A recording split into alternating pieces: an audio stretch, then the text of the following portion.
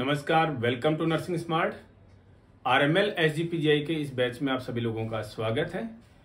Reasoning के आज के इस सेशन में हम देखने वाले हैं कुछ बहुत ज्यादा इंपॉर्टेंट क्वेश्चंस जो कि एक बहुत ज्यादा इंपॉर्टेंट टॉपिक से हैं, और वो है सिटिंग अरेंजमेंट। जैसे हमने रीजनिंग के सेशन में ही एक देखा था पोजीशन नंबरिंग कि कौन कितने नंबर पे आता है, तो ठीक वैसे ही एक ये सेशन होगा हमारा सीटिंग अरेंजमेंट कि कौन कहाँ पर बैठा है, कौन किसके दाएं में है, कौन किसके बाएं में है, कौन किसके सामने में है। और यहाँ से लगभग क्वेश्चन जो हो एग्जाम्स के अंदर आ जाते हैं। बिना समय गवाए हम आज का ये सेशन शुरू करने वाले हैं, और इससे रिलेटेड कुछ जो कॉन्सेप्ट्स हैं जो हम आपके क्लियर करा देंगे। उसके बाद में कोई गलती होनी नहीं चाहिए ऐसे क्वेश्चंस को लेकर के। एग्जाम में कभी भी कैसा क्वेश्चन जो है वो क्या कह रहा है, कैसा क्वेश्चन है, कौन किसके दाएं में है, कौन किसके बाएं में। चलिए देखते हैं, कॉन्सेप्ट समझते हैं। क्वेश्चंस को मीन्स जो सेशन है उसको क्वेश्चन से ही हम शुरू करेंगे। देखिए क्वेश्चन क्या कहता है। There are 5 different houses A to E. 5 घर हैं, 1 2 3 4 5 हो गए इन एरो, एक ही पंक्ति में। ठीक है, तो हमने 5 घर बना दिए। ए से ई तक है, लेकिन हमें उनका ऑर्डर नहीं पता। ए कहाँ है, बी कहाँ है, सी कहाँ है, डी कहाँ है, ई कहाँ है, ये बताएगा। वैसे वैसे हम इसको फाइंड आउट करेंगे। A is to the right of B. A B के राइट में है, and E is to the left of C, and right of A, B is to the right of D, which of the house is in the middle. अब question पे वापस हम बाद में जाएंगे। सबसे पहले हम ये देखेंगे कि इस क्वेश्चन के जो मेन प्रिंसिपल्स हैं वो क्या है। सीखते जाइएगा एक एक प्रिंसिपल। कहीं नहीं लिख रखा कि इन 5 घरों के, ठीक है ना, मुंह मतलब जो फेसेज हैं वो किस साइड में है। जब कभी भी आपको किन्हीं व्यक्तियों के व्यक्ति देगा या ऐसे घर दे देगा, जब आपको उनके फेस नहीं बताए कि कौन सी डायरेक्शन में है, तो आप क्या मानोगे कि ये नॉर्थ डायरेक्शन में है। पेपर में कभी भी पेपर में ये पॉइंट है, और ऊपर में डायरेक्शन कौन सी होती है, नॉर्थ होती है। इसके अपोजिट डायरेक्शन जो है वो साउथ हो जाती है। आपके राइट हैंड की डायरेक्शन जो है वो ईस्ट होती है। आपके लेफ्ट हैंड की डायरेक्शन जो है वो क्या होती है, वेस्ट होती है। अगर आपको कभी भी क्वेश्चन में ये नहीं बताया कि किधर फेस है, तो आपने बाय डिफॉल्ट उनका चेहरा जो है, उनका मुंह किधर कर देना है, नॉर्थ में कर देना है। कर दिया हमने, ऊपर की डायरेक्शन में ऐसे दिखा दिया।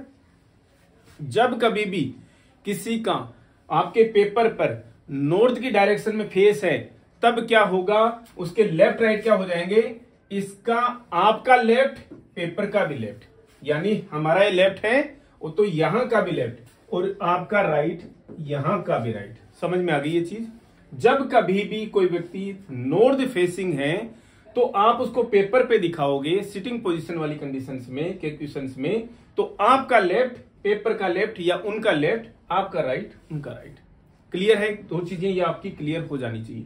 अब आइए क्वेश्चन के ऊपर क्या कह रहा है। ये क्वेश्चन के अंदर 5 ए से लेकर के ई तक के घर हैं। अब सबसे पहली कंडीशन दे रखी है, A is to the right of the B. A किधर है, राइट में, किसके, बी के। राइट किस डायरेक्शन में, इधर है। राइट में है कौन, ए, किसके राइट में, बी के राइट में। यहां पर प्लेस करेंगे, अभी हम यहां पर लिख रहे हैं एक बार रफ में ना, समझिएगा आप इस क्वेश्चन के कॉन्सेप्ट को समझिएगा। ए जो है बी के राइट में। अब जो हमने कॉन्सेप्ट आपको बताया उसके हिसाब से सही है क्या, ये फॉलो कर रहा है ना। A is to the right of the B. हाँ जी, ए बी के राइट में ही है। समझ में आ रहा है। बी इधर है, बाएं है, ए जो है वो राइट में, दाएं है। And E is to the left of the C. अब इनसे कोई रिलेशन नहीं बताया, तो इसको हम एक बार छोड़ते हैं। ए बी का नाम आ जाएगा, तो वहां से हमें जो कंटिन्यूटी बन जाएगी। एंड राइट ऑफ ए, कौन, A is to the left of C. E जो है, सॉरी, ई जो है वो सी के लेफ्ट में है, लेकिन राइट ऑफ द ए के राइट में। इसका मतलब ई अभी उधर है, ई अभी उधर है, मतलब राइट में ही चलते जाइए आप। ठीक है। और क्या बोला, B is to the right of the D. B जो है वो डी के राइट में है, यानी बी को राइट में रखिए, डी को लेफ्ट में ले आइए। हो गया ना आपका इसका statement complete. B is to the right of the D, B जो है वो डी के राइट में है। अब देख लीजिए जो बच गया था, E is to the left of the C. 5वां बचा है, ई जो है वो सी के लेफ्ट में कर देना है। सी को राइट में रखिए, ई को लेफ्ट में कर दिए। बैठ गया क्या हमारा डी बी ए ई सी, हमारा जो कैलकुलेशन जो हम बैठाना चाह रहे थे इक्वेशन वो बैठ गया है। चेक कीजिए एक बार कि हमने जो कुछ लिखा है सही लिखा है क्या। देखिएगा कैसे, पहली स्टेटमेंट देखिए ए टू ए में A is to the right of the B, A B के राइट में है जी, ये करेक्ट हो गया। E is to the left of the C, E C के लेफ्ट में है जी, करेक्ट हो गया। And right of A, right A के राइट में है जी, करेक्ट हो गया। B to the right of D, B जो है डी के राइट में है, करेक्ट हो गया। आपने जब एक बार ये क्यू बना ली, रो बना ली, उसके बाद में यहां पर जब प्लेस कर दिया, सीटिंग अरेंजमेंट आपने बना दी, फिर क्वेश्चन चाहे जो कुछ पूछ ले आपको समझ में आना ही है। विच of the house is in the middle, सबसे बीच का घर कौन सा है। 5 लोग हैं, 2 इधर छोड़ दिए, 2 इधर छोड़ दिए, बीच का घर कौन बन गया, ए बन गया। बीच का घर किसका है, ए का है, तो आपका आंसर जो हो यहां पर करेक्ट हो जाता है। इस तरीके से कोई कंफ्यूजन है क्या इस क्वेश्चन में, कोई कंफ्यूजन नहीं होना चाहिए। और इस तरीके के हम 15-16 क्वेश्चंस देखेंगे और फिर आपको प्रैक्टिस के लिए क्वेश्चंस देंगे। मैं जहां तक समझता हूं आपके जितने भी डाउट्स हैं वो सारे के सारे इन क्वेश्चंस में क्लियर हो जाने चाहिए। नेक्स्ट क्वेश्चन देखिएगा, A B C D E F. सबसे पहले देख लीजिए कितने लोग हैं, 1 2 3 4 5 6, 6 लोग हैं। तो 1 2 3 4 5 6 बिंदियां बना दी आपने। सबसे पहले E and F are in the center, A and B are at the ends, C is sitting on the left of A, then who is sitting on the right of B।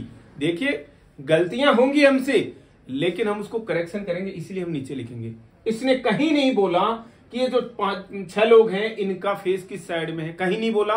By default आप इनका face जो है north में कर दीजिए। By default इनका face जो है किधर कर देना, आपको नॉर्थ में कर देना है। आप किधर भी हो उनका आपके लिए जी हो जाएगा, ठीक है ना चीजें। तो आपका लेफ्ट इनका लेफ्ट, आपका राइट इनका राइट, ये हमारा बेसिक कॉन्सेप्ट का जो चीज थी, बेसिक जो हमारा काम होता है ये हमारा कंप्लीट हुआ यहां तक। अब इसके बाद में क्वेश्चन पे चलिए। सबसे पहले क्या कह रहा है, E and F are in the centre. देखिए सेंटर का मतलब, सेंटर में तो एक चीज होती है, 2 भी तो हो सकती है। यहां पर टोटल 6 है, तो 2 इधर छोड़ दिए, 2 इधर छोड़ दिए हमने, तो बचे क्या बीच में 2, तो ई और एफ। अब आप बोलोगे कि सर आपने ई और एफ कैसे लिख दिया जी, कोई बात नहीं है, या तो ई है यहां पर या फिर एफ है, या तो यहां पर एफ है या यहां पर फिर ई है, ठीक है ना। ये मतलब ई और एफ जो है दोनों को दोनों सेंटर में है। अगर क्वेश्चन में बता देगा तो हम इसको करेक्शन कर देंगे, अदरवाइज देख लेते हैं। फिर बोल रहा है A and B are at the ends. अब एंड वाले कौन से, ये रहा ए एंड बी। अब आप वापस टोक दोगे कि सर आपने गलत कैसे लिख दिया जी, कोई दिक्कत नहीं, कहीं से बनेगा तो हम इनको चेंज कर देंगे। एक एंड पर ए है, एक एंड पर बी है, हमें नहीं पता अभी तक, हमने इनको लिख दिया है, ऐसे चेंज कर लेंगे अगर कुछ ऐसा निकलेगा तो। C is sitting on the left of A. अब सी की पोजीशन क्या है, ए के लेफ्ट में। एक का लेफ्ट किधर हो जाएगा जी, इधर। इसका मतलब सी के एक के लेफ्ट में तो कोई जगह ही नहीं है, चेंज करो जी भैया अब इनको। इसका मतलब हम यहां पर क्या कर देंगे जी, यहां पर ए कर देंगे, यहां पर बी कर देंगे। और बोल रहा है C is sitting on the left of A, एक के लेफ्ट में सी हो जाएगा, ए के लेफ्ट में सी इधर हो गया यहां पर। Then who is sitting on the right of B, यहां पर बी के राइट में कौन बैठा हुआ है, बी के राइट में कौन बैठा हुआ देखिएगा, ए आ गया, बी आ गया, सी आ गया, ई एफ आ गए, डी यहां पर बच गया था, तो डी जो है वो बी के राइट में यहां पर बैठा हुआ है। आप बोलोगे कि साहब ई और एफ का बताया, नहीं बताया, पड़े रहने दीजिए भैया उनको, नहीं बताया। ई और एफ की पोजीशन जो है वो कहां पर है, नहीं बताया। आपसे जो पूछा है वो आपको मिल गया क्या। Then who is sitting on the right of B, B के राइट में कौन है, बी का राइट इधर, बी के राइट में कौन है भाई, डी है। आपको ये चीजें समझ में आ जानी चाहिए। वापस देखिएगा इस क्वेश्चन में, आई होप आप लोगों को 1% भी कंफ्यूजन नहीं होगा आने वाले क्वेश्चंस में।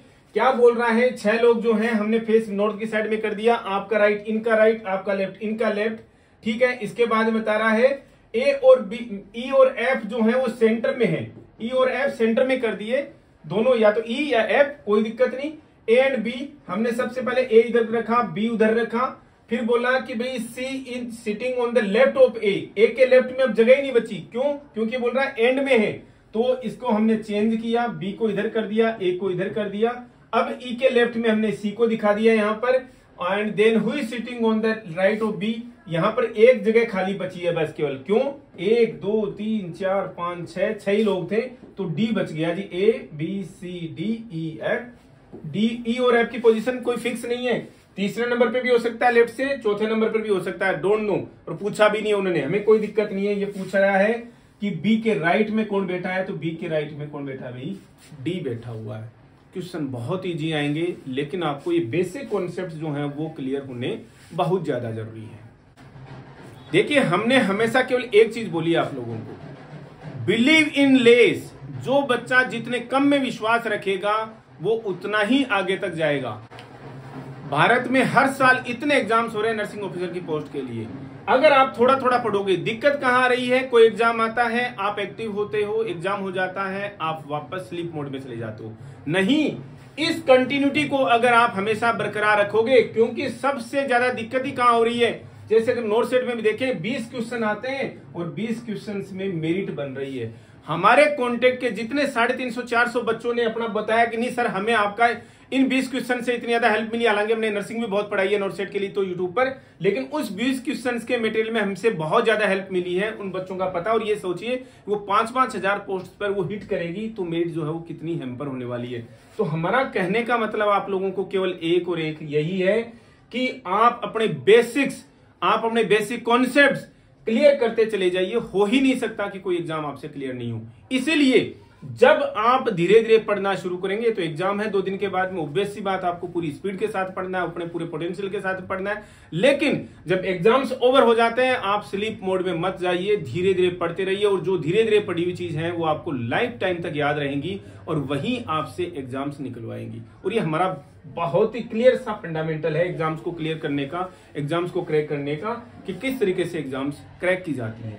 देखिएगा नेक्स्ट क्वेश्चन, हम आपको जितने क्वेश्चन कराएंगे उनमें आपको इजीली चीजें समझ में आ जाएंगी। हाँ जी, सिटिंग पोजीशन का जो क्वेश्चन है मैं आप कर सकता हूं, कोई दिक्कत नहीं है। इतने एग्जाम्स और ये एग्जाम्पल्स जो है वो इतने इसलिए क्लियर कराने जरूरी है कि हर में कुछ ना कुछ आपको सोचना पड़ेगा। और इतनी चीजें आप हमारे साथ में पढ़ते हुए आराम से जब सीख जाओगे, सोचने लग जाओगे, तो कोई सवाल रह ही नहीं सकता कि कोई क्यू में बैठे हो या शायद सर्कुलर मोशन में कोई बैठा हो, किसी सर्किल में बैठा हुआ है।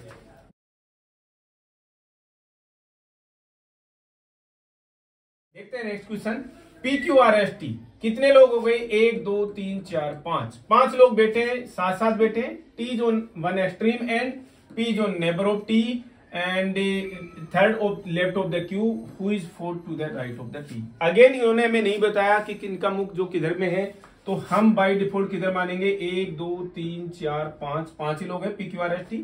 ठीक है, किधर की साइड में जी? नॉर्थ की साइड में। आपको ये बेसिक काम है जो हर एक सिटिंग पोजीशन के क्वेश्चन में आपको करने ही करने। धीरे धीरे ऑटोमेटिकली प्रैक्टिस बन जाएगी आप लोगों की। हो सकता है आप अपने टीचर से भी ज्यादा बेहतर करने लग जाएं, कोई दिक्कत नहीं है। ऐसी कंडीशन जिसमें इन जो दिए गए जो पर्सन हैं इनका फेस जो है वो नॉर्थ फेसिंग है ये, तो आपका लेफ्ट इनका लेफ्ट, आपका राइट इनका राइट। ये बेसिक काम आपको कर लेना है सबसे पहले। अब देखिएगा एक एक चीज, क्या T is on 1 extreme and. T जो है एक्सट्रीम एंड पर है, यानी या तो लेफ्ट वाले यहां पर है या फिर यहां पर है। लगा देते हैं हम यहीं पर, चेंज कर लेंगे, कोई दिक्कत नहीं है। यहां पर लगा दिया हमने, लेफ्ट साइड वाले एंड पर हमने T लगा दिया। P is the neighbour of T। अब P जो है वो T का नेबर है, तो P जो है इधर तो हो नहीं सकता, हमने एक्सट्रीम एंड पे लगा दिया, तो हमने P जो है वो इधर ही रख दिया। गलत होगा तो हम वापस चेंज कर लेंगे, कोई इश्यू नहीं है। P is the neighbor of T and is third to the left of Q। हाँ जी, सही लिख रहे होंगे हम, ठीक है ना। अब बोल रहा है कि T जो है P का नेबर था, P जो है T का नेबर है और third to the left of Q, Q से लेफ्ट साइड में। तो अब लेफ्ट साइड में जगह बची है, इधर से उधर से आते हुए ना। Q का क्या है? तीसरे नंबर का लेफ्ट है, तीसरे नंबर का लेफ्ट है, तो Q अगर हम यहां रखें तो 1 2 3 नंबर पे आता है। इसका मतलब हम एकदम परफेक्ट लिख रहे हैं, चिंता करने की कोई जरूरत नहीं है। Who is fourth to the right of T। अब ये तो 2 दिए ही नहीं, हमें दिए नहीं, कौन हो सकते हैं? P नहीं आया, P आ गया, क्यों आ गया? R और S नहीं आए। R यहां पर हो सकता है, S भी हो सकता है, R यहां पर हो सकता है, S भी यहां पर हो सकता है, इसलिए हमने इसको इस तरीके से लिख दिया। RS ऐसे भी लिख लो, कोई दिक्कत नहीं है। क्वेश्चन देखिए क्या पूछ रहा है आपसे, इनसे रिलेटेड क्वेश्चन पूछेगा ही नहीं, अब समझ लीजिए आप, या पूछेगा तो दोनों ऑप्शन आएंगे। Who is fourth to the right of T। T का चौथे नंबर पर, T का राइट साइड में चौथे नंबर पर कौन है जी? T से राइट साइड में राइट साइड इधर है, 1 नंबर पे, 2 नंबर पे, 3 नंबर पे, 4 नंबर पे। 4 नंबर पे कौन है? क्यों है। टी से दाईं साइड में चौथे नंबर पर क्यों है, ये चीज समझ में आ जानी चाहिए आप लोगों को। देखिए बेसिक कॉन्सेप्ट आपने यहाँ पर रखा, इसके बाद बोला टी ऑन एक्सट्रीम एंड।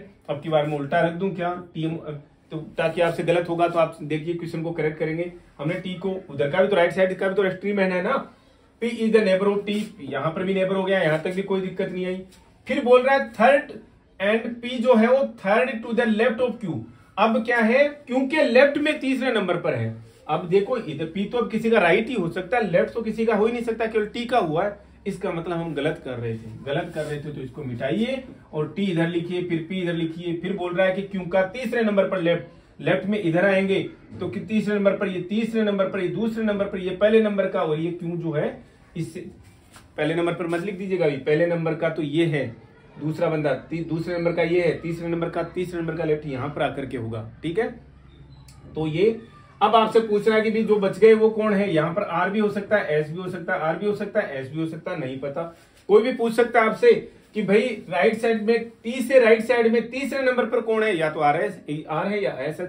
चौथे नंबर पर कौन हो गया भाई, 1 2 तीसरे नंबर पे आर एस या हो गया। दूसरे नंबर पर कौन है जी, आर या एस हो गया।